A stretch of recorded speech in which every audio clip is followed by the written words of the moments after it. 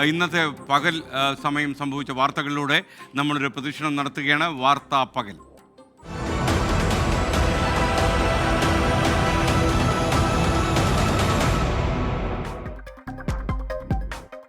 മുല്ലപ്പെരിയാർ അണക്കെട്ടിന്റെ സുരക്ഷ സംബന്ധിച്ച ഹർജിയിൽ കേന്ദ്ര സർക്കാരിന് സുപ്രീം കോടതിയുടെ നോട്ടീസ്.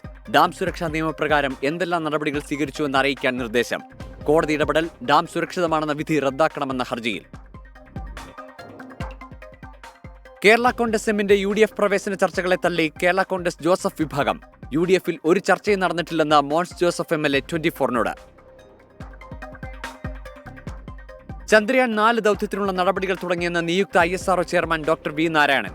നിലവിലെ ചെയർമാൻ ഡോക്ടർ S സോമനാഥ് ഈ മാസം 14-ന് വിരമിക്കും. പാലക്കാട് കരിമ്പ പനയമ്പാടത്ത് ലോറി മറിഞ്ഞ് മരിച്ച വിദ്യാർത്ഥികളുടെ കുടുംബത്തിന് ധനസഹായം പ്രഖ്യാപിച്ച സംസ്ഥാന സർക്കാർ. 4 വിദ്യാർത്ഥികളുടെ മാതാപിതാക്കൾക്ക് 2 ലക്ഷം രൂപ വീതം നൽകും. പത്തനംതിട്ടയിൽ ബസ് ജീവനക്കാർ തമ്മിലുള്ള കൂട്ടത്തല്ലിനിടെ യാത്രക്കാരിയുടെ കണ്ണിന് ഗുരുതര പരുക്ക്. അപകടം അടിച്ചു തെറിപ്പിച്ച ചില്ലു തറച്ച്. സ്വകാര്യ ബസ്സിലെ ഡ്രൈവേഴ്സ് കസ്റ്റഡിയിൽ.